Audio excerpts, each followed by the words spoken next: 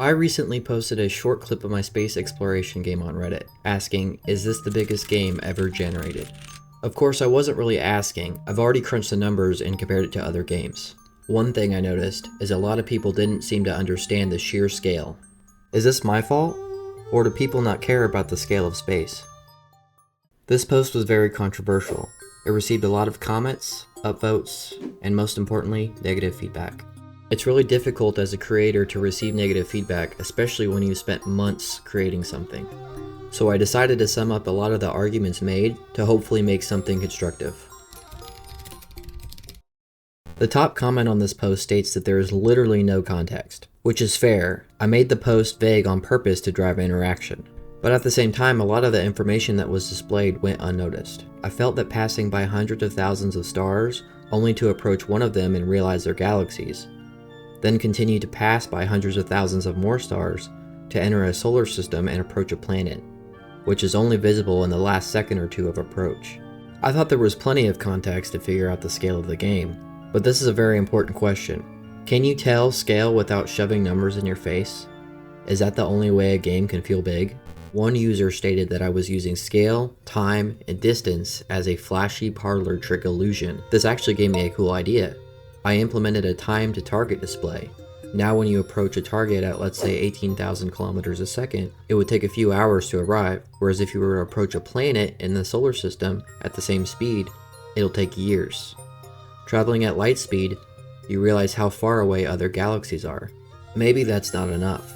Will players believe the numbers? There were a few comments that stated that a world this big is pointless, which I think is an interesting perspective.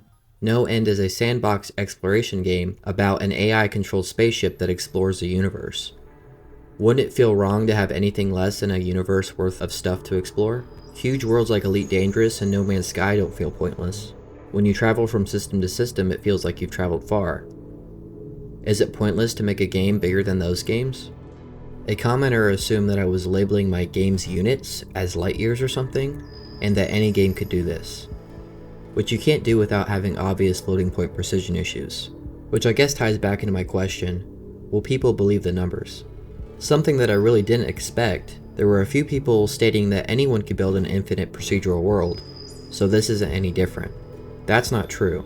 In my game engine, I've implemented an 128-bit coordinate system that can represent any position within quadrillions of light years with no floating point error. These do not come packaged with Unity or Unreal. A few comments stated that game density is more important, but I don't think that's fair. If scale brings immersion to a game, wouldn't that be more important? Do you guys think that the density of objects is a better metric for a big game? Other games are bigger.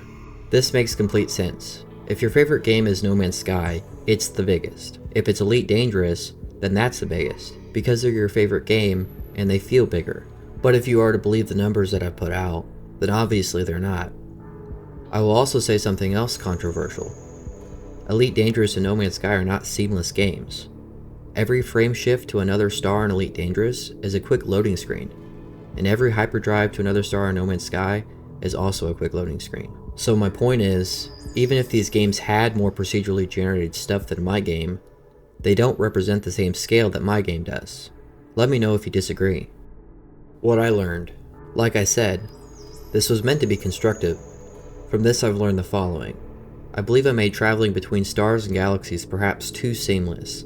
Big numbers are pretty meaningless to the average person, even other game developers.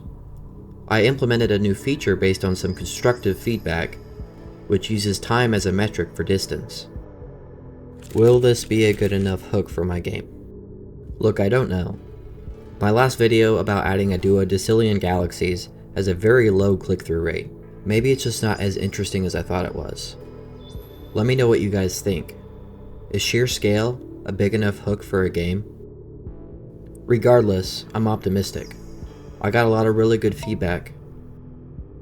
Anyways, I'm gonna build the best game that I can. Goodbye.